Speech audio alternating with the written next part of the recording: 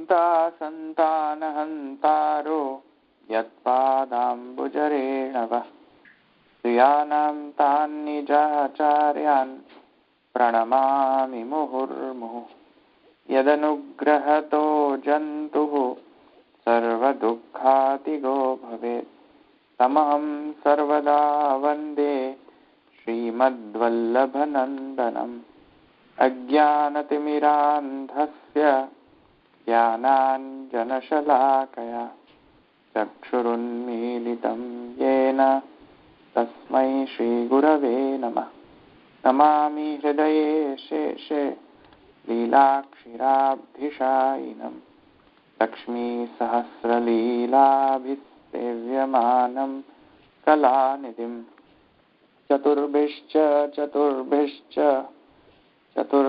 स्त्रिभिस्तथा षड्भिर्विराजते योऽसौ पंचधा हृदये मम। चलो આપણે ગઈ વખતે ક્યાં સુધી જોયું તો કિમ જ્યોતિરયમ જીવ. ઓકે, કિમ જ્યોતિરયમ જીવ એ તરળ આપણે અટક્યા હતા ને. એમાં આપણે કરતા હતા ને અયમ પુરુષો હોવું જોઈએ, જીવ છે એટલે એ ત્યાં સુધી અટક્યા હતા ને આપણે. પછી આપણે આગળ જઈએ. હા, જય શ્રી કૃષ્ણ દલભાઈ. હા બોલો. આપણે પેલું પ્રશ્ન ત્યાં થયેલું ને કે અહીંયા ભાષ્યમાં જે આપણે શ્રુતિમાં પુરુષ શબ્દ છે ને અહીંયા જીવ કેમ ભાષ્યમાં છે કે સૂત્રકાર વાપરે છે. હા હા હા, તો આપણે પેલું ખબર જીવભાદ્વાદ અધિકરણમાં આપણે એક શબ્દ હતો કે શ્રુતિમાં આત્માનંદ શબ્દ આવતો હતો અને સૂત્રકારે ત્યાં સ્વશબ્દાર્થ વાપર્યો હતો. એવું અહીં એવું કંઈક થઈ એનું કોરિલેટ થઈ શકે એવું?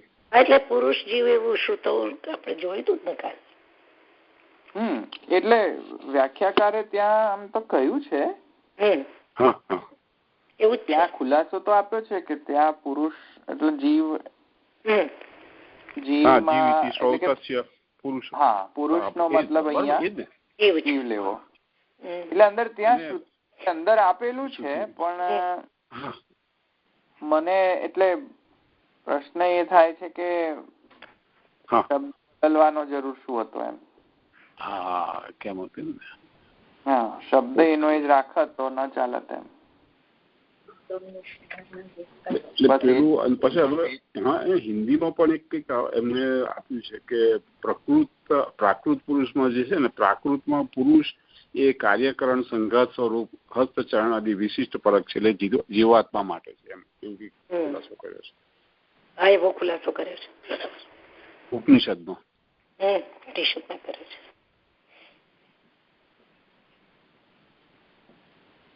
હા, એટલે લઈ શકાય એમ ને, એવું થયું ને. હા, એ લઈ શકાય કારણ કે અંદર આપણા વ્યાખ્યાકારોએ ત્યાં ખુલાસો કરેલો છે એટલે.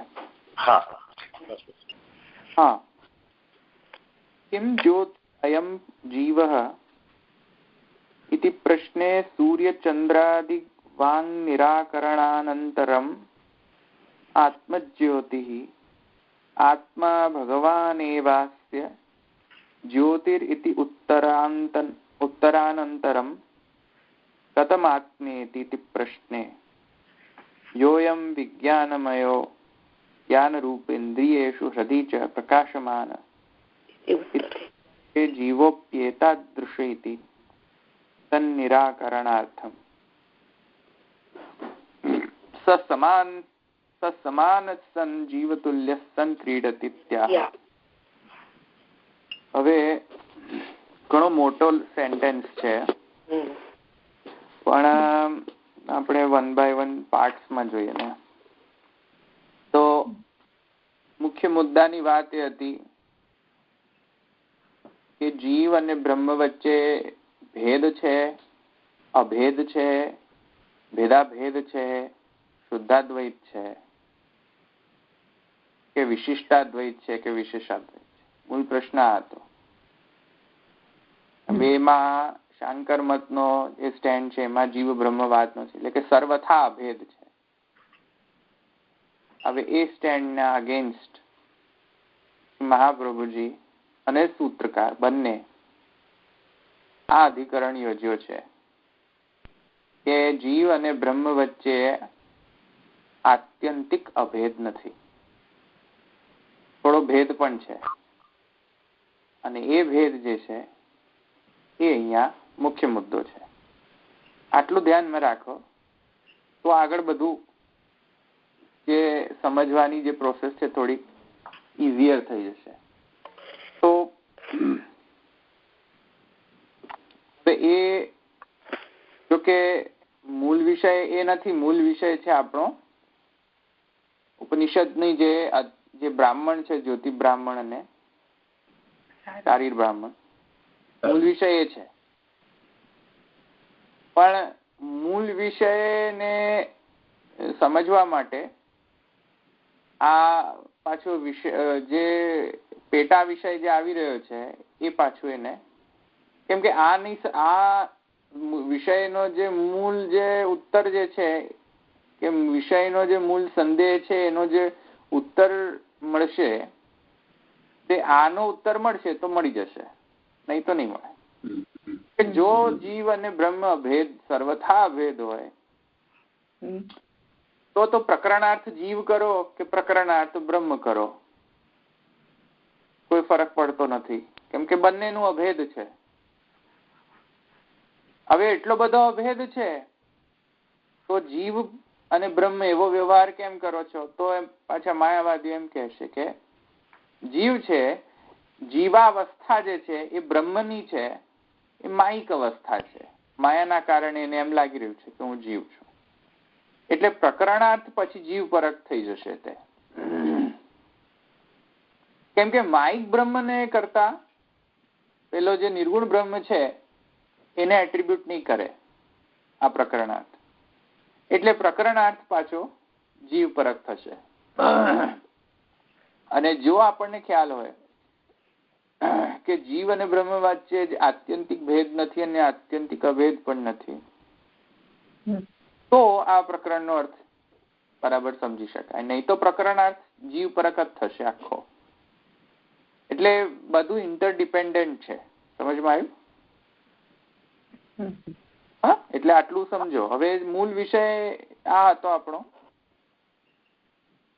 અને તેનાથી હવે આગળ વધીએ તો કિમ જ્યોતિરયમ જીવ ઇતિ પ્રશ્ને સૂર્યચંદ્રાગ્નિ વાંગ નિરાકરણાનંતરમ આત્મજ્યોતિ આત્મા ભગવાન એવાસ્ય જ્યોતિરિતિ ઉત્તરંતનંતમ કથમ આત્મેતિ પ્રશ્ને. તો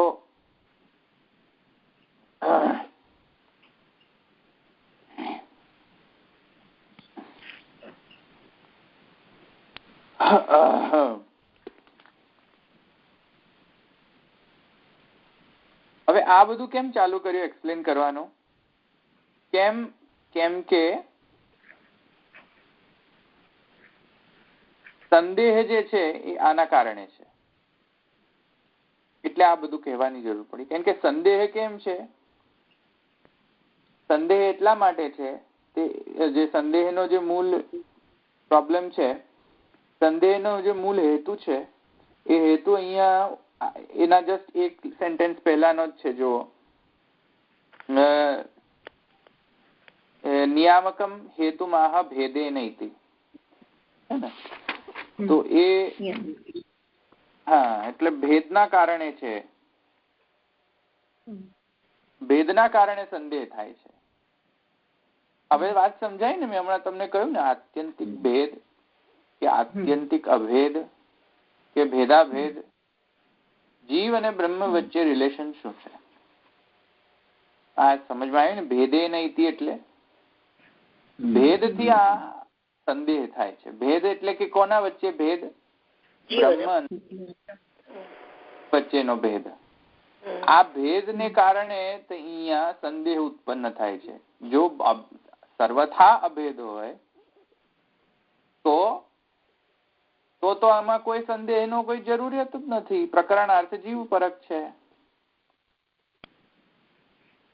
આવ્યું ને સમજમાં? અને જો બ્રહ્મ અને જો ભેદ હોય તો બ્રહ્મ વિષયક છે. આવ્યું સમજમાં?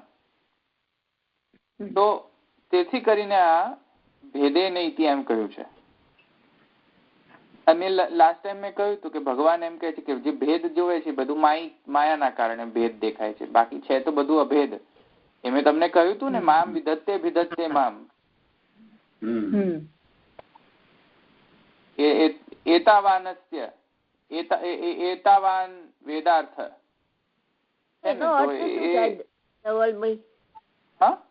મામ વિધત્તે જે તમે બોલ્યા ને એનો અર્થ શું થાય? કહ્યું ને, મામ વિધત્તે અભિધત્તે મામ. વિધત્તે એટલે કે વિધિ અને અભિધાન બંને. મામ વિધત્તે અભિધત્તે. વિધત્તે એટલે વિધિ અને અભિધત્તે એટલે અભિધાન. અભિધાન, ઓકે. વિધિ અને અભિધાન હોય, બે પ્રકારના સેન્ટેન્સ હોય. વિધિનો નિષેધ અને વિધિનો નિષેધ હોય, અપોહન હોય, વિકલ્પ આપવું, વિકલ્પનું અપોહન, વિકલ્પનું અપોહન. આ 3 સ્ટેટમેન્ટ હોય. 3 ટાઈપના સ્ટેટમેન્ટ મળે વેદમાં. એક હોય કે કરો, બસ આ કરો, વિધિ એ વિધિ કહેવાય. અભિધાન એટલે કરવા બરવાનું ના કહેવાય. શું કહેવાય? આત્મા વારે દ્રષ્ટવ્ય, શ્રોતવ્ય અને દિધ્યાસિતવ્ય. હવે તમારે કરવું હોય તો કરો, ન કરવું હોય ઠીક છે. અનંતમ બ્રહ્મ યો વેદ નિહિતમ ગુહાયામ પરમે. તમારે શું કરવાનું? કઈ નહીં, ખબર નહીં. અભિધાન સમજમાં આવ્યું? હા. અને અભિધાન ની અંદર પાછી પોસિબિલિટી એ હોય કે આ બ્રહ્મ છે શું? બ્રહ્મ આ છે, બ્રહ્મ આ છે, બ્રહ્મ આ છે, પણ પાછું બ્રહ્મ આ નથી, આ નથી, આ નથી. પાછું વિકલ્પોનો અપોહન પણ છે. એક પોઝિટિવ અને એક નેગેટિવ. 3 ટાઈપના સ્ટેટમેન્ટ મળે વેદમાં.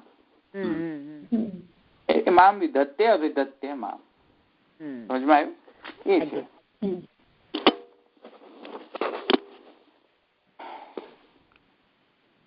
તો ક્યાં તો હા તો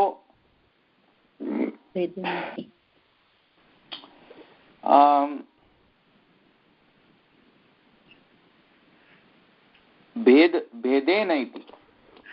તો ભેદથી જો અર્થ કરીએ એટલે મહાપ્રભુજી કહે છે કે અહીંયા ભેદથી અર્થ કરેલો છે, આત્યંતિક અભેદ નથી. સમજમાં આવ્યું? કેમ ભેદ છે? હવે એનું જસ્ટિફિકેશન આપવા માટે આ બધું કહી રહ્યા છે. એટલે ઉપનિષદમાં ભેદથી જ કેમ વર્ણન કરેલું છે? ભેદ એટલે હવે સમજી જવાનો. હવે હું દર વખત નહીં કહું કે જીવ અને બ્રહ્મ વચ્ચેનો ભેદ. બરાબર છે. હું દર વખત નહીં કહું. હા, ભેદ એટલે ભેદ સમજી જવાનું. ભેદ એટલે શું?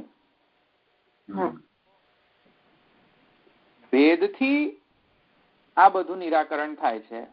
શુભ નિરાકરણ થાય. નિરાકરણનો મતલબ કે પ્રકરણાર્થનો નિરાકરણ. પ્રકરણાર્થ બ્રહ્મ છે કે પ્રકરણાર્થ જીવ છે, એનો નિરાકરણ ભેદથી થાય છે. કોના વચ્ચે ભેદ? જીવ અને બ્રહ્મ વચ્ચેના ભેદથી. કોણે કહ્યું એમ? ભેદનું વર્ણન કોણ કરે છે? સ્વયં શ્રુતિ કરે છે, એમ કહે છે. ઓકે, હવે કેવી રીતે કહે છે એનું જસ્ટિફિકેશન એ અહીંયા અત્યારે આપે છે. ઓકે, અચ્છા. એક જો કહે છે કે પહેલા કહે છે કે કિમ જ્યોતિરયમ જીવ ઇતિ પ્રશ્ને. પહેલા તો પ્રશ્ન પૂછવામાં આવ્યો કે આ પુરુષની કઈ જ્યોતિ છે, જીવની કઈ જ્યોતિ છે? ઇતિ પ્રશ્ને સૂર્યચંદ્રાગ્નિ વાંગ નિરાકરણાનંતરમ. તો સૂર્યચંદ્ર અગ્નિ વાંગ એ બધાનો નિરાકરણ કરીને પછી શું કહ્યું છેલ્લે? આત્મજ્યોતિ. કે આ આત્મા એની જ્યોતિ છે. પુરુષની જીવની જ્યોતિ કોણ છે? આત્મા. એમ કહ્યું કે આત્મા જ્યોતિ.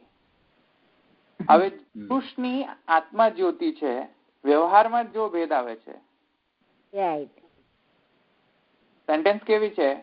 જે કર્તા છે, કર્મ છે અને ક્રિયા છે, આ ત્રણેય જુદા છે. જુઓ, પુરુષની જ્યોતિ આત્મા છે, તો પુરુષ અને આત્મા જુદા હોવા જોઈએ કે એક હોવા જોઈએ? જુદા હોવા જોઈએ ને. આ પુરુષની આ જીવની આત્મા જ્યોતિ આત્મા છે, તો કર્તા, કર્મ અને ક્રિયા ત્રણેય જુદા થયા ને. તો આત્મજ્યોતિ પછી કે આત્મા ભગવાન એવા છે. મહાપ્રભુજી કહે છે કે અહીંયા આત્માનો મતલબ શું? શ્રુતિમાં આત્માનો મતલબ કરે છે હંમેશા બ્રહ્મ જ પરખ જ હોય છે, તે બ્રહ્મવાચી શબ્દ. ભગવાન એવાસ્ય જ્યોતિરિતિ ઉત્તરાનંતરમ કથમ આત્મેતિ પ્રશ્ને. પછી એમણે એમ કહ્યું કે તો પછી આત્મા કોણ છે, પૂછ્યું ને, જે એ પ્રશ્ન પછી થયો કે હવે આ આત્મા કોણ છે. આત્મા કથમ આત્મેતિ પ્રશ્ને, તો જનકે એમ પૂછ્યું કે આત્મા એ શું છે. તો આત્મા શું છે એનો પ્રશ્ન પણ પાછો આપ્યો. યોયમ વિજ્ઞાનમયો જ્ઞાનરૂપ ઇન્દ્રિયેષુ હૃદય ચ પ્રકાશમાન વગેરે.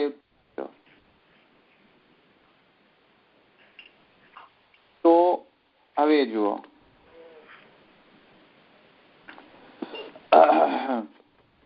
એ શ્રુતિ આપણે જોઈએ.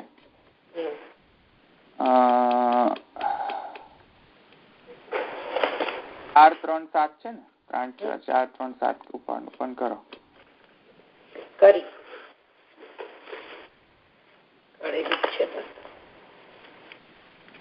શું કહે છે? જો કથમ આત્મેતિ યોયમ જ્ઞાનમય પ્રાણેષુ સદ્યંતર જ્યોતિ પુરુષ સમાન સન્નુભવ લોકાવનુ સંચરતિ ધ્યાયતીવ લેલાયતીવ સહિ સ્વપ્નો ભૂત્વેમં લોકમ અતિક્રામતિ મૃત્યુરૂપાણી. એટલે જનકે એમ પ્રશ્ન પૂછ્યો કથમ આત્મેતિ, કોણ આત્મા કોણ છે? તો યાજ્ઞવલ્ક્ય જવાબ આપ્યો યોયમ વિજ્ઞાનમય, જે આ વિજ્ઞાનમય છે. પ્રાણેષુ પ્રાણીઓની અંદર હૃદયંતર જ્યોતિ પુરુષ, હૃદયની અંદર જે જ્યોતિ છે, જ્યોતિ સ્વરૂપ જે પુરુષ જે છે, સમાન સન્નુભવ, એની સમાન થઈને પછી શું કહે છે? ક્રીડા કરે છે. લોકાવનુ સંચરતી, એ લોકોની અંદર અનુસંચરતી.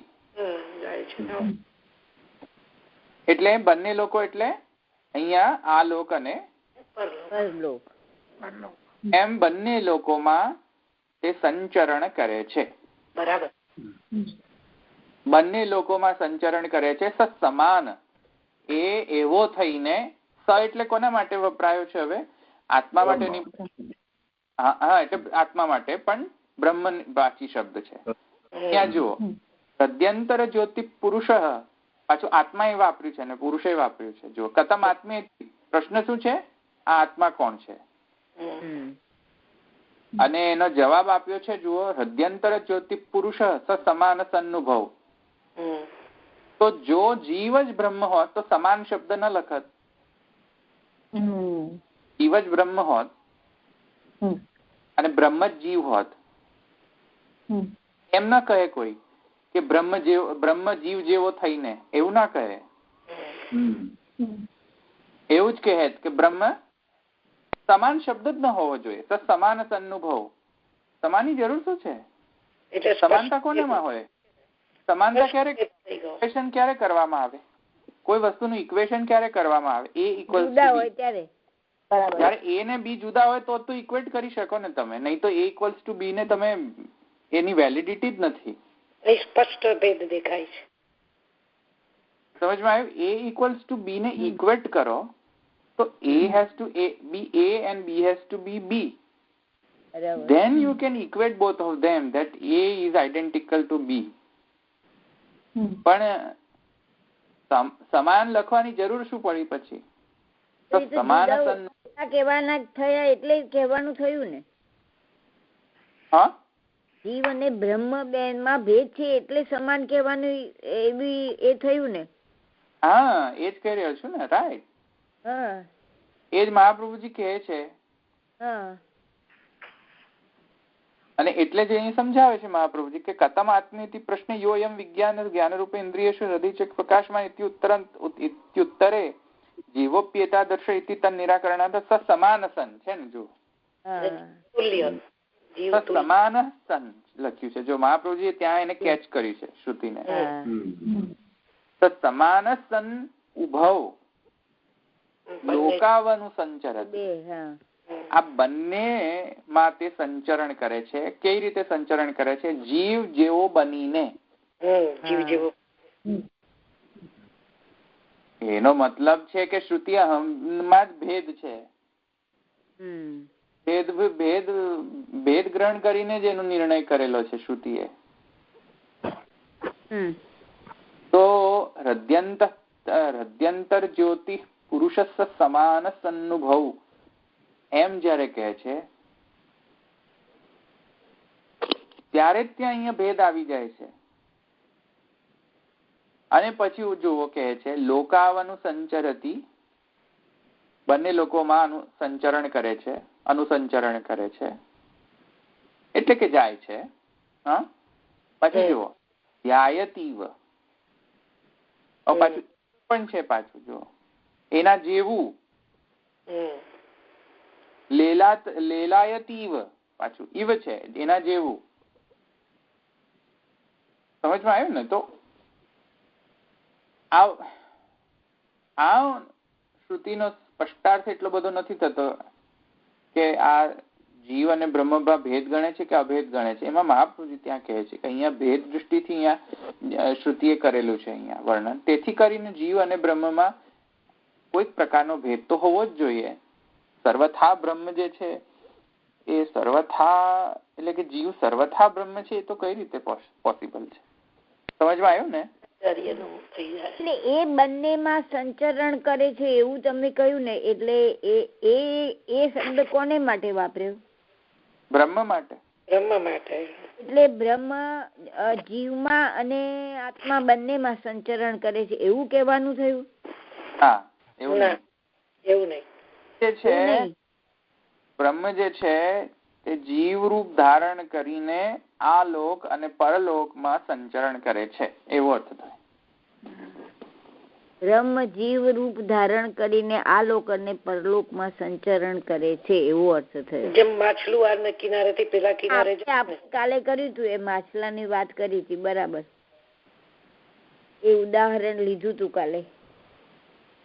એટલે બ્રહ્મે એવી ઈચ્છા કરી કે હું જીવરૂપ થાઉં અને એ જીવરૂપ થી હું આલોકમાં સંચરણ કરું અને પરલોકમાં સંચરણ કરું. એ તો બ્રહ્મને કઈ સંચરણ કરવાનું હોય? બ્રહ્મ તો બધે વિદ્યમાન છે. બ્રહ્મને શું સંચરણ કરવાનું હોય? બરાબર. એટલે જીવ તુલ્ય શબ્દ મૂક્યો છે એટલે સમાન થયું ને. એથી બ્રહ્મ જીવની સમાન થઈને અનુસંચરતી એમ. બરાબર. તો એટલે ભેદ પણ છે અને અભેદ પણ છે. ભેદ પણ છે, ભેદાભેદ. ના ભેદાભેદ નહીં. એવું તો થયું ના, ભેદાભેદ કહી રહ્યો છું તો ભેદાભેદ જુદો, ભેદાભેદ વાત જુદો છે. સમુચ્ચય નથી ભેદ અને અભેદ નો બંને. જો ભેદાભેદમાં ને શુદ્ધાભેદમાં બહુ માઇનર લાઇન ઓફ ડિફરન્સ છે. ભેદાભેદમાં ભેદે તાત્વિક છે અને અભેદ પણ તાત્વિક છે. ઓકે. જે ભેદ છે તાત્વિક ભેદ નથી, એ તો ઐચ્છિક ભેદ છે. તત્વત ભેદ નથી આપણામાં. હા, બરાબર. ભેદ જ છે. રાઈટ. ભેદાભેદમાં શું છે? ભેદ પણ તાત્વિક છે, અભેદ પણ તાત્વિક છે. ઓકે. પેલામાં આપણામાં એવું નથી. એટલે આપણામાં ભેદ અને અભેદ નું ગ્રહણ છે, ભેદાભેદમાં ભેદ નું ગ્રહણ છે, કેવલાદ્વૈતમાં પણ ભેદ અને અભેદ નું ગ્રહણ છે. દરેક વાતમાં ભેદ અને અભેદ છે. કેવા પ્રકારનો ભેદ અને કેવા પ્રકારનો અદ્વૈત જે છે જુદા જુદા થાય છે. બધામાં ભેદ છે. બધા જ વાદોમાં ભેદ પણ છે અને બધા વાદોમાં કોઈક ને કોઈક જાતનો અભેદ. માયાવાદમાં માયિક ભેદ છે અને તાત્વિક અભેદ છે. એવી રીતે ભેદાભેદ ની અંદર ઔપાધિક ભેદ છે. ઉપાધિના કારણે ભેદ આવે છે. વિશિષ્ટાદ્વૈત ની અંદર શું છે, સચિદ પાછો ભેદ છે.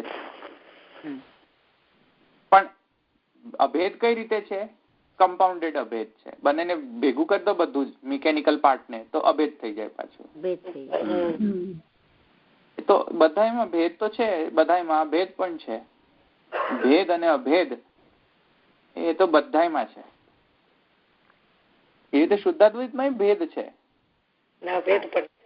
અને એ ભેદ તાત્વિક ભેદ નથી. પણ ભેદ જે શુદ્ધાદ્વૈતનો ભેદ છે ઐચ્છિક ભેદ છે. એ વાત ધ્યાનમાં રાખો.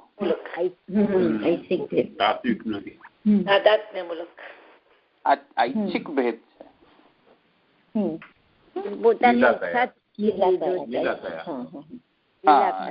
ઈચ્છાના કારણે ભેદ ધારણ કરેલો છે, બાકી રિયલી ભેદ નથી. ઉપાદાન કારણ તયા ભેદ આપણે ગ્રહણ કરતા નથી. પણ ઈચ્છાના કારણે ભેદ એ ક્રિએટ કરી શકે છે. મિથ્યા માનવાની કોઈ આવશ્યકતા પણ વેરી સેમ ટાઈમ નથી. એટલે એવો ભેદ છે કે જે ઔપાધિક નથી, એ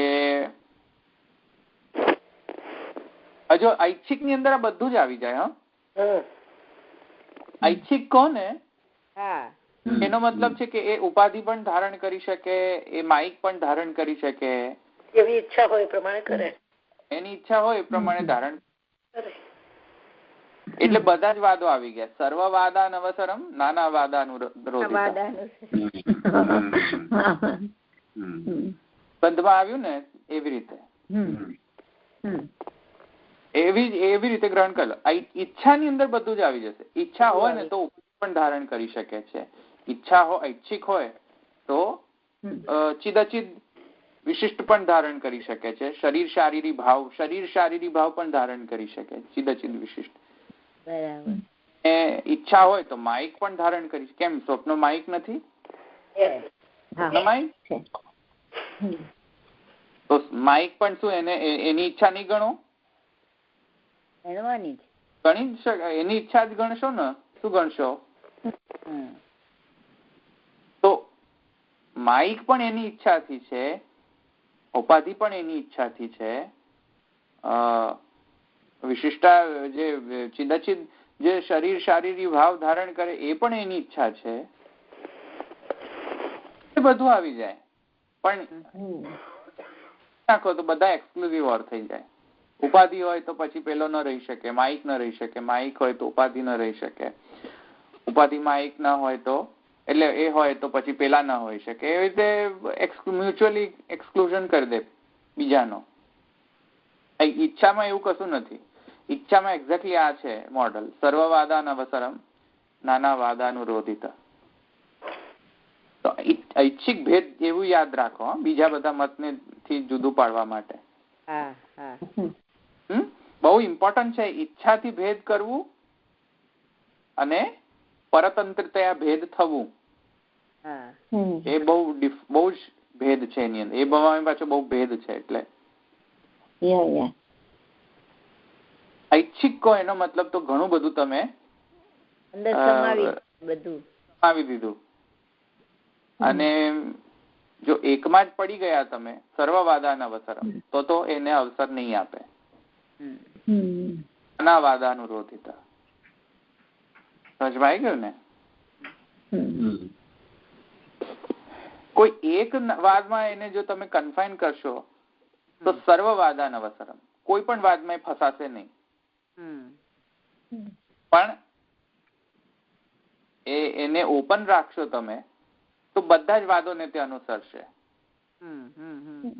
અનુરોધિત સર્વવાદાન અવસર. માઇકવાદ, માયાવાદ જો એને કન્ફાઇન કરશો માયાવાદમાં તો એ નહીં રહે. સર્વવાદાન અનવસરમ, અનવસર છે એનો. જો એને એમ કહેશો કે ખાલી વિશિષ્ટાદ્વૈત જ છે તો પણ ના પાડશે કે ના. એમ કહેશો કે ખાલી તો એ રીતે સિદ્ધ કરતા જ હશે ને કે બ્રહ્મ આવો જ છે એમ. હા, તો એટલે તો મહાપ્રભુજી આ લખ્યું ને, સર્વવાદાન અવસરમ નાના વાદાનુરોધિત. ઇવન એમ તમે કહો ને શુદ્ધાદ્વૈત જ સાચો, બીજો એકે નહીં, તો પણ એ નહીં અનુસરે. તો પણ એમ કહે છે કે નહીં, હું થોડી બંધાયેલો છું તારા શુદ્ધાદ્વૈત થી. એ સમજમાં આવ્યું ને તમને? બરાબર. શુદ્ધાદ્વૈત ને પણ તમે એનાથી કન્ફાઇન કરશો ને કે કૃષ્ણ કેવો શુદ્ધાદ્વૈતી, કૃષ્ણ અને જગત વચ્ચે કેવો રિલેશન શુદ્ધાદ્વૈત, તો એ કહેશે હું તારાથી બંધાયેલો નથી. તારા વાત મને જો માઇક સૃષ્ટિ કર્યું હશે તો હું માઇક સૃષ્ટિ કરી શકું છું. હા, એ તો સ્વતંત્ર છે. એને તમે બાંધશો તો એ સર્વવાદાન અવસરમ, જો નહીં બાંધો તો નાના વાદાનુરોધિતા. એને બાંધવાનો ટ્રેન નહીં કરવાનો. આવ્યું સમજમાં? બાંધવાનું નહીં કોઈ પણ ને.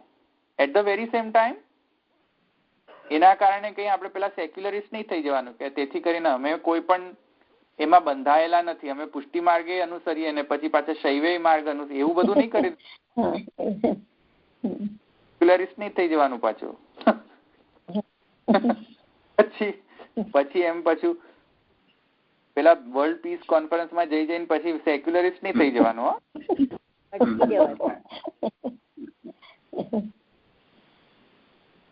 તો કેવું પડે કે અમે પુષ્ટિ માર્ગે છે, હવે તમને જે ગણવું હોય તે ગણો. પુષ્ટિ માર્ગ સાથે અમે એમ ગ્રહણ કરીએ છીએ કે ભાઈ ભગવાન અમારા પુષ્ટિ માર્ગી ભગવાન કોઈમાં લિમિટ નથી થતા.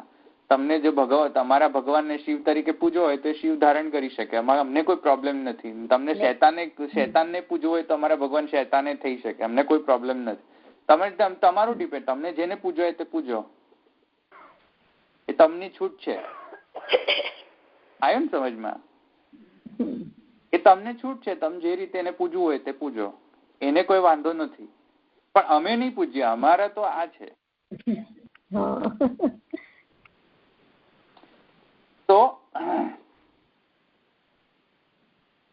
ત્યાં તો તો ભેદ તો છે, સમાન સન છે એમ કહ્યું છે. તો જીવ તુલ્ય સન ક્રીડતી, એવું થયું ને અર્થ? જીવ જેવો થઈને પછી એ ક્રીડા કરે છે.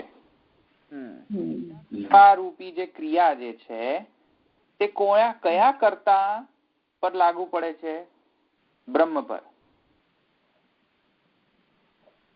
આવ્યું સમજમાં? ક્રીડતી જે ક્રિયા છે એ કોણ કરતા છે? ક્રીડતી નો કરતા બ્રહ્મ છે. અનુસંચરતી બ્રહ્મ પર લાગુ થઈ રહ્યો છે એ ક્રિયાપદ. આ સમજમાં આવે ને? લોકમ અતિક્રામતી પાછું બ્રહ્મ પર. એટલે કર્મ અને ક્રિયાનો કરતા કોણ છે અહીંયા? બ્રહ્મ છે. કેમ બ્રહ્મ નહીં ગણો તો શું પ્રોબ્લેમ થશે? જીવ તુલ્ય સન, સમાન સન્નુભવ ખોટું થઈ જશે. લખવાની જરૂર નથી સમાન શબ્દ. આવે સમજમાં? પછી કહે છે તસ્ય ઉભય ધર્મા અપી ઉચ્યન્તે ક્રિયા માત્રસ્ય તન્મૂલત્વાય.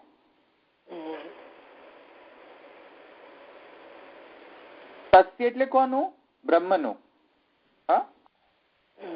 ઉભય ધર્મા અપી ઉચ્યન્તે, બ્રહ્મના ઉભય ધર્મોનો પણ વર્ણન કરેલો છે.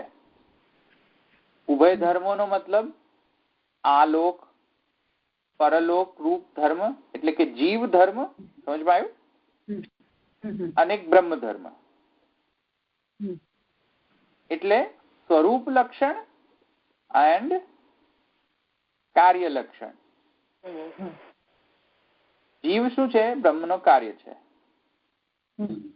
અને બ્રહ્મ પોતાનો પણ એક સ્વરૂપ ધારણ કરશે ને, સત્યમ જ્ઞાનમ અનંતમ જેવું ધર્મ. અને બ્રહ્મ જયારે જીવમાં કાર્યતઃ પ્રકટ થાય ત્યારે જીવનો ધર્મ પ્રકટ કરે. ધર્મ અને બ્રહ્મ ધર્મ, આમ બે ધર્મો થયા ને. ઉભય ઉભય ધર્મ. બંને ધર્મોનું વર્ણન હોવાના કારણે બ્રહ્મ એમ કહે છે મહાપ્રભુ, જો ક્રિયા માત્ર છે તન્મૂલત, ક્રિયા માત્ર નો જે મૂળ છે એ જીવ ન હોઈ શકે. કેમ ન હોઈ શકે? કેમ કે જીવ અનીશ છે જગતમાં, ઈશ નથી. એક ધારે કરી ન શકે. જીવ કરી શકે? અનિષ્ઠતા છે જીવમાં. તો ક્રિયા માત્ર તન્મૂલત્વાય એ બ્રહ્મ પર જ લાગુ પડી શકે, જીવ પર લાગુ જ ન પડી શકે. કેમ કે જીવનું તો અનિષ્ટ. સમજવાયું ને? જીવ તો જાતે કર્મ કરી શકતો નથી. ઉપરથી પરાંચિકાની વ્રતરણો એ નહીં, સોરી, આપણે યાત્મનિ તિષ્ઠન યાત્માનમ અંતરો યમેયતિ આત્મા શરીરમ સાત્મા અંતર્યામી અમૃત. એના કારણે તો જીવની અંદર જેટલી પણ પાવર છે એ બધી પાવરનો પણ જે પાવર છે એ પાછો આત્મનિ તિષ્ઠન પરમાત્મા છે. આત્મનિ તિષ્ઠન આત્માનમ અંતરો યમયતિ. તો ખબર પડી ગઈ કે ક્રિયા માત્ર તન્મૂલત્વાય કોણ હોઈ શકે? જીવ તો ન હોઈ શકે. એ બ્રહ્મ પરલોકમાં જવાની જે બતાવે છે એ ક્રિયા નથી ગણવાનું. કોઈ પણ ક્રિયા, કોઈ પણ પરલોક જવાની ક્રિયા નહીં. કોઈ પણ ક્રિયા લોકમાં જે કરતા ક્રિયાઓ, પરલોકમાં જેટલી ક્રિયાઓ થતી હોય તે ક્રિયાઓ, સ્વપ્ન રૂપી ક્રિયા અને સુષુપ્તિ રૂપી ક્રિયા અને મોક્ષ રૂપી ક્રિયા, આ બધી લગતા આપણે ગણીએ તો એ જ ગણાય ને. એમ માર્ક્યું છે શ્રુતિમાં તો એ જ બતાવ્યું છે ને. નહીં, લોક એટલે બધું જ. લોકમાં જેટલું કરતા હોય બધું જ. અચ્છા. જાગ્રત અવસ્થામાં કેટલું કરો તમે? ઘણું બધું કરો ને. જેટલું પણ કરો, ક્રિયા જેટલી પણ કરો, એનો મૂળ કોણ છે? પાછો એ જ છે, પરમાત્મા છે. એ આત્મનિ તિષ્ઠનના હિસાબે તો. અને જે કાંઈ પણ સુષુપ્તિ અને પરલોક ગમનમાં જે આવી રહ્યું છે, સોરી, એમાં બ્રહ્મનો ધર્મ જણાય છે. કેમ કે સુષુપ્તિમાં તો સુષુપ્તિનો ધર્મમાં ઐક્ય છે પાછું. રાઈટ, એટલે જ મેં કહ્યું. એમાં બ્રહ્મ ધર્મ સમજાય છે, જીવ ધર્મ નથી સમજાતો ત્યાં. કેમ કે ઐક્ય છે. ઐક્ય છે, બરાબર. એટલે કહે છે તસ્ય ઉભય ધર્મ આપી ઉચ્યંતે ક્રિયા માત્રસ્ય તન્મૂલત્વાય. ઓકે, આટલું સમજવા આવ્યું? પછી કહે છે તત્રૈ ચત્વારી સ્થાનાની. 4 સ્થાનોમાં આ ધર્મો જણાય છે.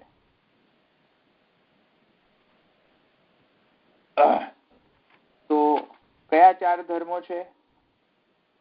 તો હવે કહે છે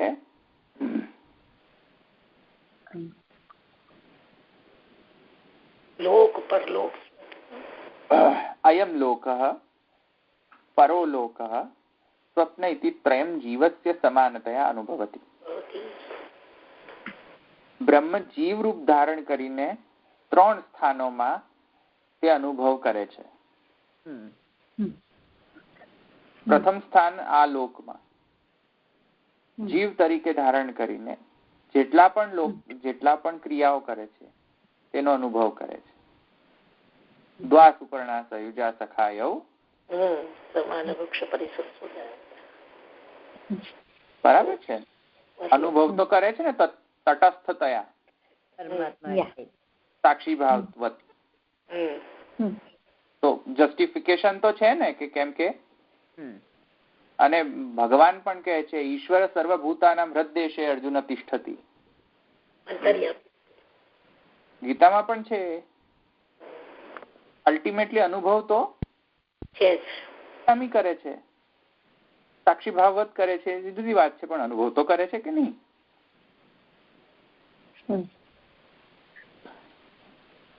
હવે જો કે એ સાક્ષાત અનુભવ કરે છે કે પરંપરાયા અનુભવ કરે છે. કેમ કે એક પક્ષી જે છે એ પીપલનો ફલ ભોગ કરે છે અને બીજો પક્ષી જે છે એને જોયા કરે છે.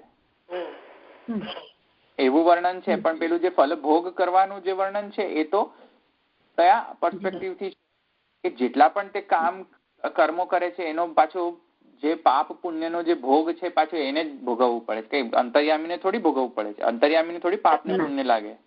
પાપ અને પુણ્ય કોને લગાડે છે? અંતર્યામી પાછા ચતુરાઈ કરીને જીવને લગાડે.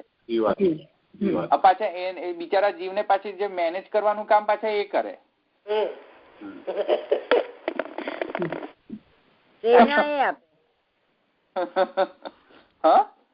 પ્રેરણા એ આપે બેઠો બેઠો. પ્રેરણા પણ આપે, આપીને પછી ભાગી જાય. એટલે કરવું હોય તો કરવા દે એમ. કરવું હોય તો કરવાની.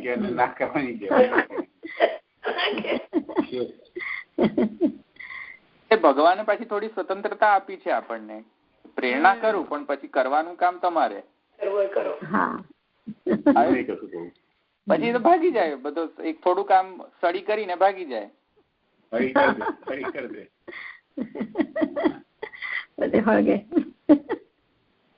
પછી જયારે ભોગ ભોગવવાનું કામ આવે કે નહીં, અમે એ તો અમે સાક્ષી ભાવ થી અમે જોઈશું તમને, અમે નહીં ભોગવીએ તે. એ આપણા ઉપર.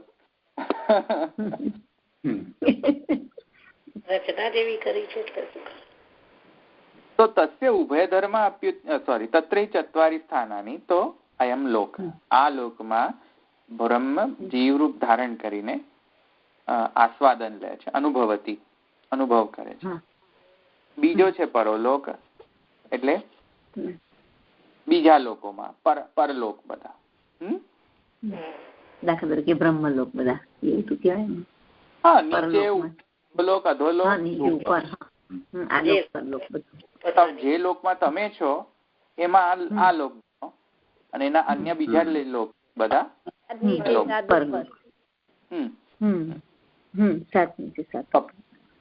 સ્વપ્ન પણ અવસ્થા જે છે,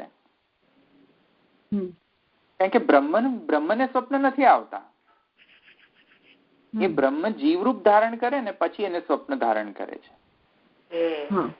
નહીં તો તમે એમ કહો ને કે સ્વપ્ન બ્રહ્મનો ધર્મ છે, તો માયાવાદ પાછી ઘૂસી જાય અંદર. પેલું બકરું કાઢતા કોણ ઘૂસી જાય? ઘૂસી જાય અંદર.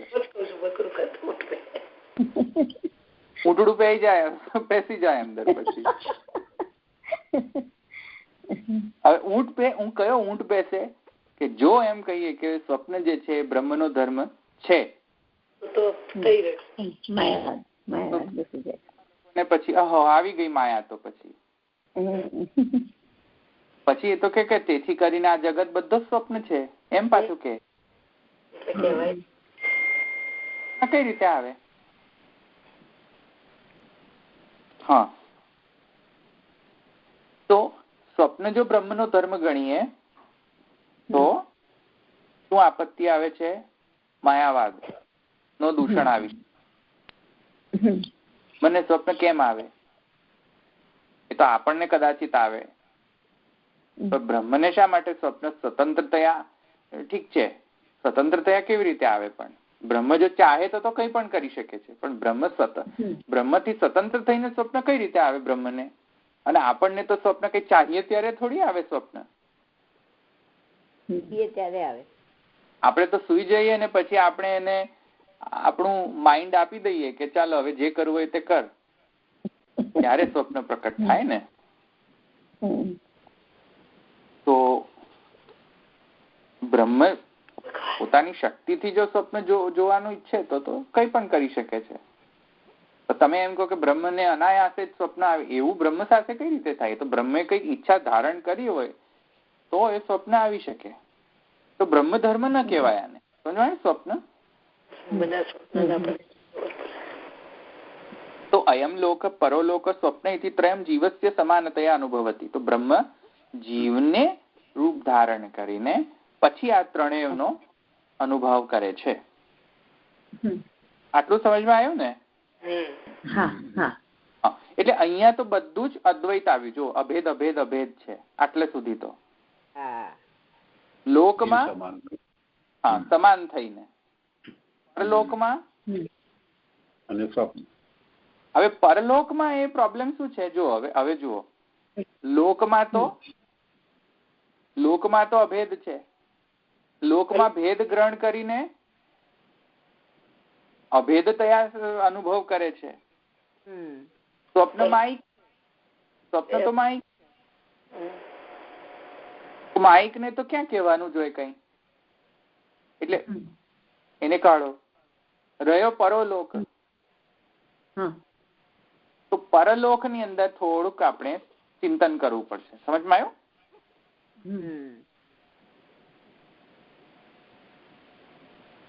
એટલે શું ચિંતન કરવું પડશે કે બ્રહ્મ અને જીવમાં ભેદ છે, એનું ચિંતન,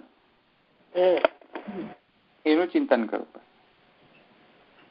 કેમ કે જો અભેદ હોય, માનો કે જીવ બ્રહ્મવાદ સાચો છે, ચલો માની લો, તો આ લોકમાં અનુભવ સાચું ઠરે કે નહીં? સાચું ઠરે.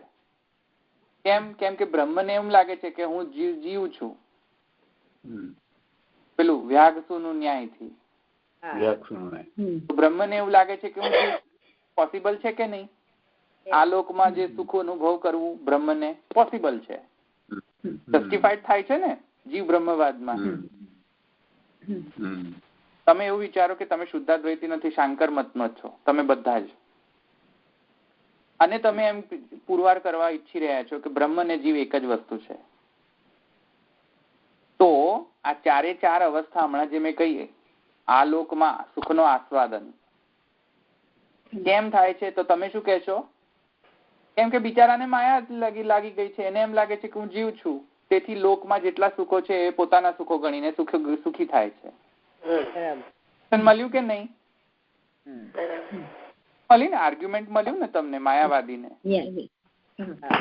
તો માયાવાદી એકદમ મજા આવી જાય, માયાવાદી સ્વપ્ન એમને મજા આવી જાય સ્વપ્નમાં તો. કેમ કે સ્વપ્ન બિચારી કોના કારણે છે? માયાના કારણે. શાંકર મતોને તો પેલો નંદ ઘેર આનંદ ભયો થઈ જાય. તો સ્વપ્નમાં પણ એ લોકોનો આનંદ જ આનંદ છે ને લોકમાં પણ આનંદ જ આનંદ છે. પણ જેમાં આનંદ નથી એ કોનામાં છે? પરલોક. પરલોકમાં એ લોકોને આનંદ ના મળે. કેમ? બિચારાને જસ્ટિફિકેશન જ ના મળે કે એક એનો એ જ બ્રહ્મ એક લોકમાંથી બીજા લોકમાં જાય કઈ રીતે? બ્રહ્મ જ છે સ્વયં. તો બ્રહ્મ જો જીવાવસ્થા ખાલી માયાના કારણે ધારણ કરતો હોય, ખરેખર નહીં, તો એક લોકમાંથી બીજા લોકમાં જે જવાની ક્રિયા જે જીવ કરી શકતો હોય એ બ્રહ્મ કઈ રીતે કરી શકે? બ્રહ્મ તો બધે જ લોકોમાં હોય છે. સંચરણ કરવાનું વાત ના આવે. બરાબર. સંચરણ કરવાનું ક્રીડા જ ઉત્પન્ન ન થાય બ્રહ્મની. તો ગેસ થઈ જાય ને એમને પરલોકમાં. તો એ મહાપ્રભુજી ત્યાં લાવશે તમને કે પરલોકમાં જરા પ્રોબ્લેમ છે. એમ સમજમાં આવ્યું? હા, એટલે ઉત્ક્રાંતિ છે. જો ઉત્ક્રાંતિ એટલે પરલોક ગમન. સમજમાં આવ્યું ને? મોક્ષ નહીં, મોક્ષ નહીં, મોક્ષ નહીં, પરલોક ગમન. મોક્ષ નહીં, પરલોક ગમન. મોક્ષ હું હમણાં આવું છું. મોક્ષ નો શું? સંચરણ. સંચરણ. હા, જો પછી કહે છે તત્ર સ્વપ્નસ્ય મિથ્યાત્વાદ દ્વયમેવ. સ્વપ્ન તો મિથ્યા છે, તો દ્વયમેવ. હવે બે જ ધર્મો વધ્યા, લોક ધર્મ અને પરલોક. બરાબર. સુષુપ્તિ ને પરલોક. જો કે છે સુષુપ્તિશ્ચ ચતુર્થમ. ઉપનિષદમાં સુષુપ્તિ અવસ્થાનો પણ વર્ણન કરેલો છે. ઉપનિષદ આ બ્રાહ્મણમાં તો સુષુપ્તિનો પણ પાછી અવસ્થા બતાવી છે. તો 4 અવસ્થા થઈ હવે. અને 5મી અવસ્થા શું છે? સુષુપ્તિ થી પણ આગળ જઈને છે, છેલ્લે એકદમ કહ્યું છે કે જે આ બ્રહ્મને જાણે તે મોક્ષ પ્રાપ્ત થાય. મોક્ષાવસ્થા પણ આવી પાછી 5મી અવસ્થા. તો 5 અવસ્થા થઈ ને. એમાં તમે એમ ધારો તમે શંકર મતના છો તો સમજમાં આવશે ને? તો સમજમાં આવ્યા. તમે શંકર મતના છો એમ ધારો તો લોક ગમન તો તમે જસ્ટિફાય કરી શકો છો. પરલોક તમને ખબર નથી પડતી શું કરવાનું. સ્વપ્ન તો તમે નંદ ઘેર આનંદ થઈ ગયો. સુષુપ્તિ ની અંદર એ ખબર નહીં. સમજમાં આવ્યું? ખબર કેવી રીતે કરવાનું? સુષુપ્તિને જસ્ટિફાય કઈ રીતે કરશે શાંકર મત? એટલે શંકર મત એવું કહી શકે કે સુષુપ્તિની અંદર પેલા બ્રહ્મને ખબર પડી જાય છે પાછી ટેમ્પરરીલી કે હું બ્રહ્મ છું. ટેમ્પરરીલી. કેમ કે પેલો શેર ને બાજ પક્ષની જેમ પાછું માળામાં તો આવવું પડે ને. એટલે સુષુપ્તિમાં ગયો પણ પરમેનન્ટ સુષુપ્તિ થોડી થાય. જાગ્રત અવસ્થામાં આવે જ ને. પાછું જાગ્રતમાં તો આવે જ. હવે એનું કેવી રીતે જસ્ટિફિકેશન? પાછું ખબર પાછું શું થઈ ગયું? પાછું બ્રહ્મને પાછું ભૂલી ગયો કે હું બ્રહ્મ છું એમ પડી તો ભગવાઈ જાય બિચારા કે હવે આને જસ્ટિફાય કઈ રીતે કરવું?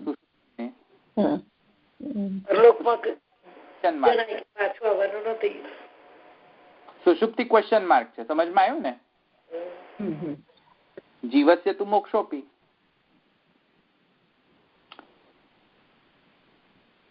તત્રાસ્મિન લોકે જીવસ્ય અનિશત્વમ પ્રત્યક્ષ સિદ્ધમ. મેં તમને હમણાં સમજાવી દીધું. બરાબર. મોક્ષે તું ઐક્યમ. હવે મોક્ષ ઐક્ય છે, પરમેનન્ટ ઐક્ય, ટેમ્પરરી ઐક્ય નહીં. હા, મોક્ષ ના આવે ને. ટેમ્પરરી ઐક્ય છે એમ.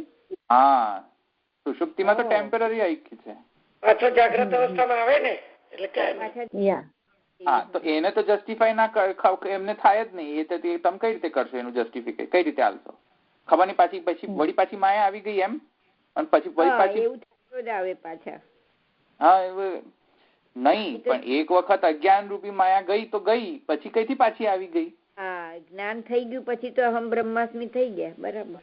પછી પાછી કેમનું પાછું અહમ બ્રહ્માસ્મિ? પછી પાછું અહમ જીવ ભાવ કઈ રીતે આવી શકે?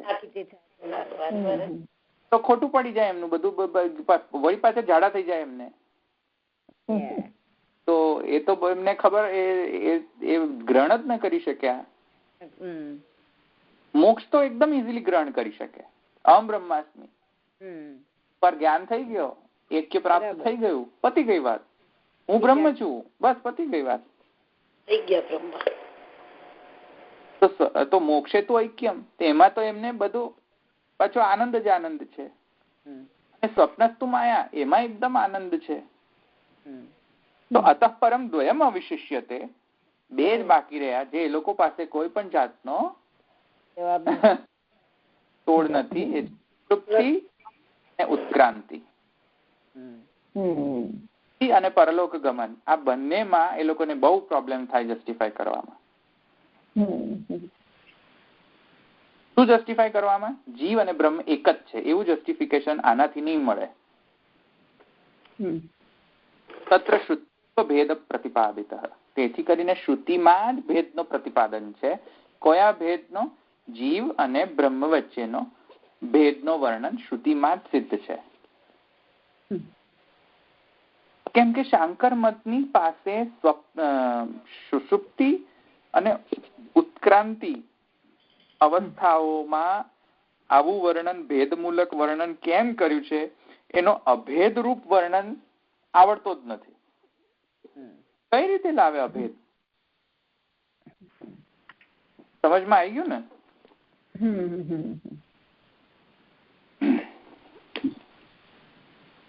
એટલે કઈ રીતે ટેકલ કરી મહાપ્રભુજીએ? જો 5 અવસ્થામાં 3 અવસ્થાઓ તો એ લોકો જીતી શકે છે, 2 અવસ્થામાં જીતી જ નથી શકતે.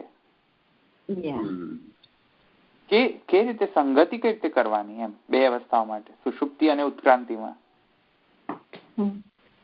ન થઈ શકે. માયાવાદમાં અનુસાર જીવ બ્રહ્મવાદ સિદ્ધ ન કરી શકે.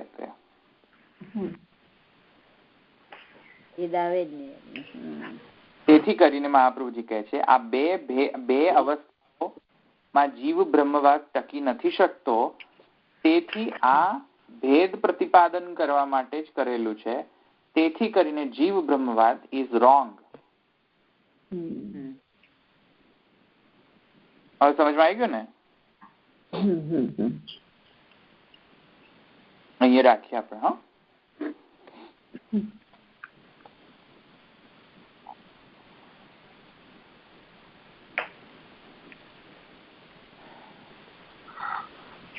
હૃદયના ચરણ કેરો ભરોસો, હૃદયના ચરણ કેરો શ્રી વલ્લભ નખ ચંદ્ર છટા વિના, તવ જગમાં જય અંધેરો ભરોસો, હૃદયના ચરણ કેરો साधन और नहीं या कली में, जासो हो या निवेरो, सूर का कहे विविध आंधरो, बिना मोल को चेरो भरोસો, હૃદયના ચરણ કેરો। શ્રી વલ્લભાધીશ की जय, श्री गोपीनाथ प्रभु चरण की जय, श्री गोसाई जी परम दयाल की जय, श्याम सुंदर श्री यमुने महारानी की जय, श्री द्वारिकाधीश की जय, सर्व वैष्णव जय श्री कृष्ण। जय श्री कृष्ण।